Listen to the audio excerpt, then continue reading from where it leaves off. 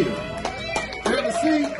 Welcome to the comedy contest at East Bistro and Pub. Yes, sir. We stayed for hours coming up with the name for that. Let me give you a quick rundown of what's going to happen tonight. We got 10 comics. 2 winners are going to advance to the finals that are on September 6th. And in the September 6th show, they're going to compete for floor seats to see Dave Chappelle at Rocket Mortgage Fieldhouse. So here's how it's going to get broken down. You're going to do 5 minutes, comedians. You're going to get a light at 4. Do your best shit. Try to make everybody laugh as hard as you can. And we're going to judge you based on the audience reaction of your set. And then we got some special guest judges here. This is Travis Brown from the Boogered Up podcast. Woo! And this is Codie Ray, also from the Boogered Up podcast. Woo! And then we also have a special guest that's going to do a set later when we're counting up the votes. First comic on the stage, please welcome Glenn Menteer. Speaking of ski, it was Pride Month recently, right? Woo! Yeah. Yeah, people showing off their pride, you know, I love it. Like me personally, I try to throw a straight pride parade. Didn't go well, people are not into it. I don't really know why. I think they just misunderstood what I was going for, you know? Like I was just trying to discriminate against people. No, listen, hear me out. Look. I was just trying to discriminate against people with scoliosis. Those curvy bastards, penny straw motherfucker. Don't trust him, okay? That's all I'm saying. Don't trust him, all right? Look, I dated a girl with scoliosis, and her judgment was just like her body. Warped. Yeah, that's right. But you know, they got flags for every sexual orientation nowadays, right? Which is fun, you know, like all the colors mean something. But they're missing one. Like, what color do you think is on the flag for pedophilia? Baby blue? Ah, that was a good one. Yeah. Thanks, guy. I appreciate it. You guys hear a dad joke? Yeah. All right, it's silly, but every night before bed, my father used to say, "Well, it's time to hit the hay." Hay was my nickname. Oh. Glenn Menteer, let's hear for him. Real quick, talking about pride parades, or the straight parades. They tried to do that a few years ago, and it just doesn't make any sense because every parade's pretty gay. Like, the last parade I went to was the Cavs championship parade, and yeah, it's an awesome parade, but that was gay as shit because I woke up at 5 a.m. to watch a bunch of dudes with their shirts off. Our next comic, please welcome Sofia Rivera-Bitner. As an ugly child, I never got any attention, and then finally, I'm still ugly. It's okay. We can all admit that. I know, you know. And so, getting attention is fucking terrifying. But what do I do with that? We take it onto dating apps. And it's beautiful on there. It's absolutely gorgeous. Just yesterday, someone said, "Oh, like, what can you give me?" And I just said, rabies. He said, if a spider can bite me and make me Spider-Man, can you bite me and make me your man? And I said, yeah, I can give you fucking rabies. Do you want to see that? Let's see, another guy. He's my old tennis coach. And he matched with me and hasn't unmatched with me. And it's kind of disturbing because that man taught me tennis growing up when I was a child. But I'm not going to unmatch with him either, because it's really fun. I'm just waiting for the date, so then I can take pictures, send them to my mom, and traumatize her. I think that would be really fun for all of us if I go on a date with my old tennis coach. I think we'd all really love that. All right, this next comic on the stage, very, very funny guy. Put your hands together for Gabe Gerry. Like Bill said, my name is Gabe, and sometimes when I introduce myself to people and say, "Hi, I'm Gabe," what they hear is, "Hi, I'm gay." Yeah, it is funny. I get different reactions from people. Homophobia, not cool. Free drinks, not bad. Every time a guy tries to buy me a drink, I'm like, dude, if you think I'm going home with you just because you bought me a drink, you're going to have to buy me a few more. Let's go. And when people think that you're gay, they come up to you and they go, "Are you?" I do the same thing if I think someone's Italian. I go, "Are you?" But I can't do it too fast because then it looks like I'm jerking off a ghost. And that's, so.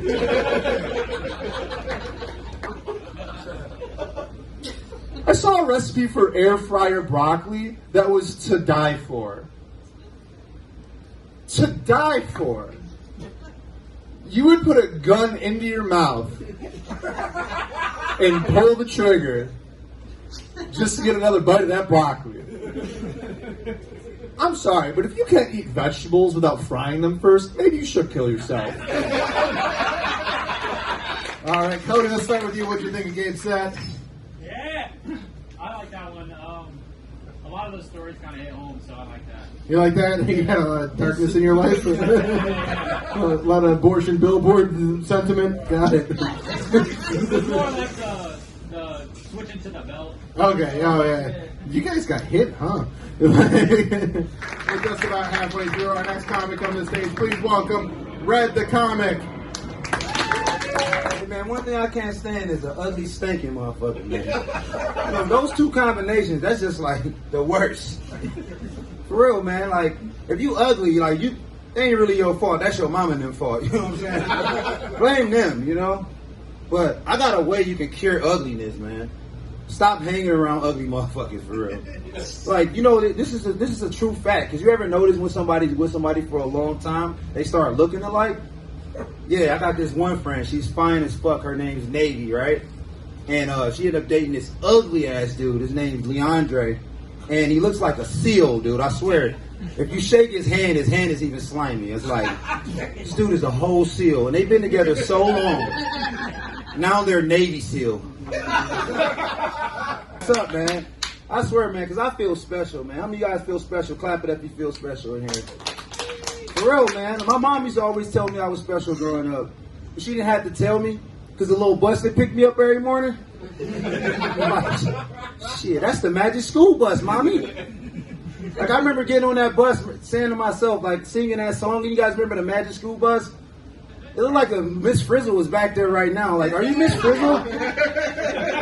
I swear, because the song is going through my hair right now. Like, the next comic has the same name as this guy, and he read the set list of everybody going up to him. He's like, "Am I doing fucking stand up tonight?" And I was like, "No, man, it's Travis Brown. Please welcome Travis Brown." Hey guys, I'm the better Travis Brown.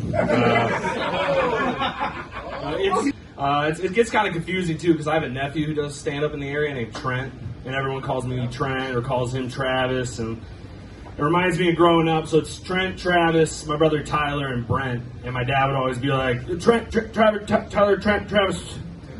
He had a stroke though, so he just stuttered a lot. Dr. Haggerty, he was a super cool guy. He was Indian. I think he was Hindu. He was young, learning about different cultures and religions. I remember in his exam room there was a sign that said, "Do not dispose of diapers in this trash can.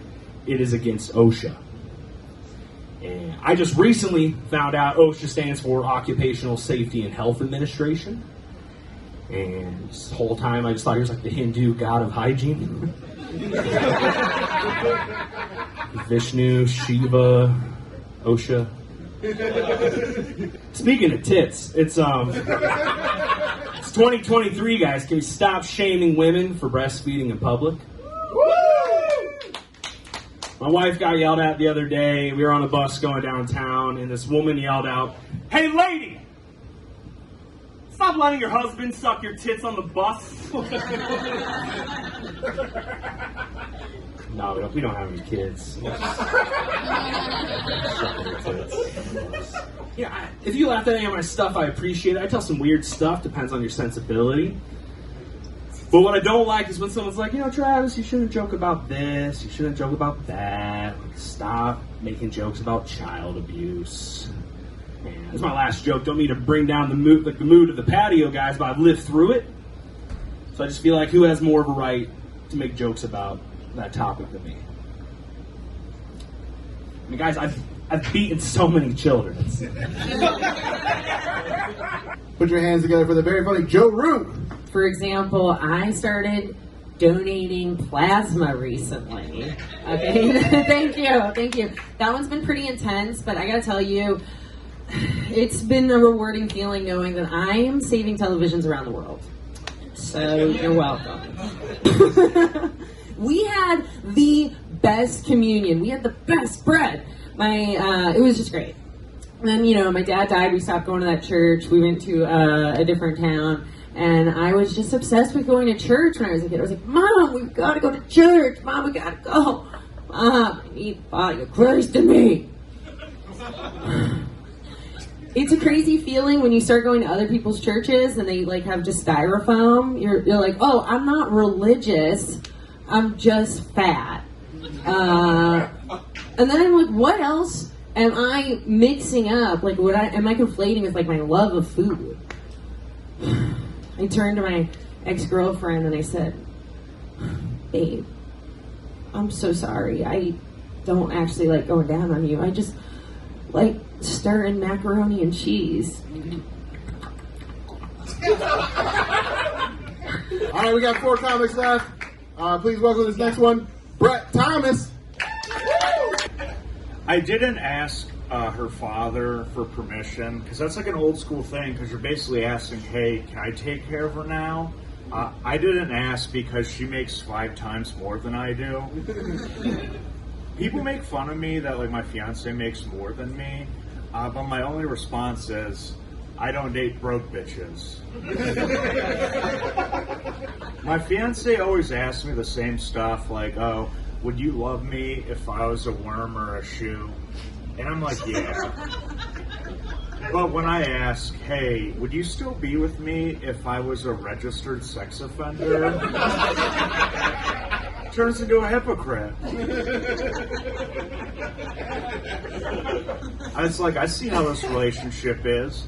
It's a one-way street where I have to let the community know I live there.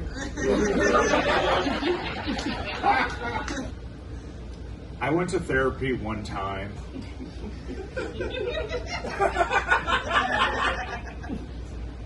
And the therapist, she's saying to me, you were right, Brett. They shouldn't have done that to you.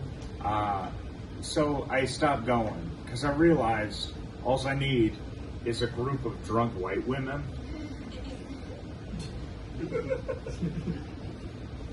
I went to an open interview at McDonald's.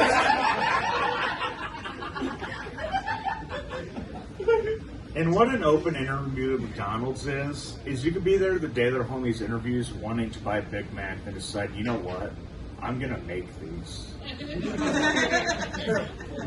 They called me back a few days later and they're like, we don't need you. Do you know what it's like to not get hired by a clown? They have convicted felons there.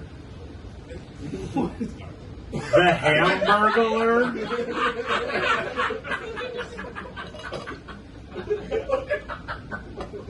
And, thank you guys.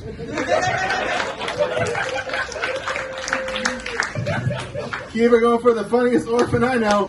Please welcome our next comic, Godfrey. The other day I was catcalled on the way into class, which is such a humiliating feeling. And it was extra humiliating because he was really bad at it. And here's what he does. He pulls up his car to the curb where I'm walking, and he rolls his window down. I'm sorry, he rolls his window down. Just so we're all on the same page, he rolls his window down. And he looks at me up and down real dirty. And he says, yeah, I could do something with that. Have you ever been catcalled and nagged at the same time? As a woman, I am so deeply offended. But as a curious person, I want to know what he wants to do with it. Right? Is he trying to fuck it or throw it in the Cuyahoga River? But I'm dating a boy now. I'm sorry. I'm dating a man. He's a grown up. Yeah. No, it's weird. It's weird dating a boy when I'm used to the period syncing up. Because now my boyfriend doesn't even know if I'm on my period, unless I tell him or I'm being kind of a bitch. My boyfriend didn't even know I was on my period the other day, even though I asked him if we could stop at my place because I needed ibuprofen and a change of underwear. And he didn't know that I was on my... What did he think I needed ibuprofen and a change of underwear for? Did he think I just, pooped myself and it hurt really bad? 2 more comics. Please welcome our next comic, Zach Welch. I actually moved here because y'all allow fat people. I have a tattoo of a bear trap right here because I exclusively have sex with fat guys. You gotta catch them, that's how it works. Want to catch a bear, you gotta move to the woods. So I live here now. It's good. I moved here. I moved here with my fat boyfriend. I like to give. That's right. I like to give my boyfriend roadhead, which is super dangerous because I'm the only one of us that drives. Beep beep, bitch.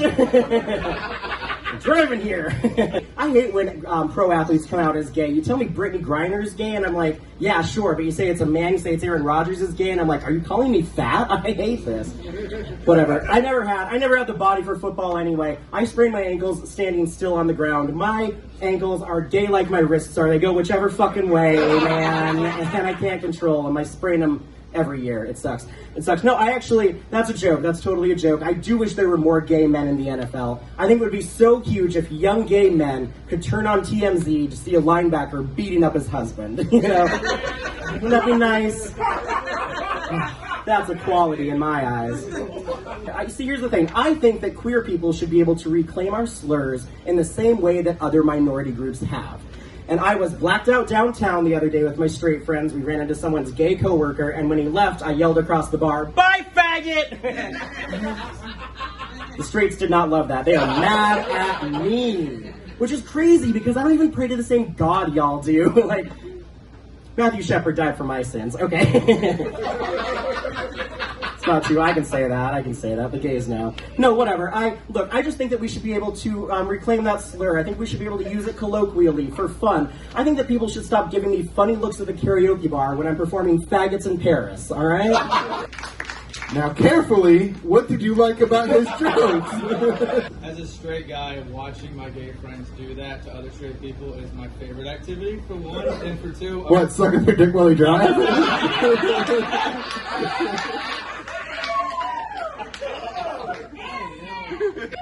Good one.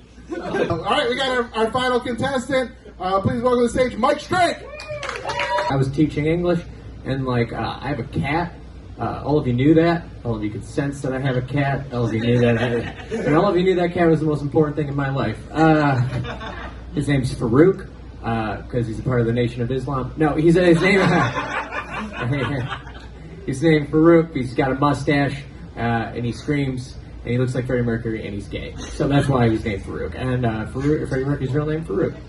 And thank you. And so I'll talk about him a lot with students. And the one time I was talking about my cat too much in class, and the kids were like, "We get it, you're going through a divorce." And they were like, and then a group of them started laughing, and they were like, I was like, "What's so funny?" And they were like, "No." And I was like, "Come on, you can tell me, it's okay." And then one of the girls who spoke English business goes, "What are you going to do when your cat dies?" I know, so I took an improv class, so I was like, kill myself. Don't do that. You don't do that to students, especially when English is their second language and they have to translate it in their head. And then I'm like, oh, don't go to you. Don't tell anyone that. Just want to give everybody a round of applause for all the comments that you saw tonight, because they all did great. It was very difficult. But moving on to the finals, congratulations to Brett Thomas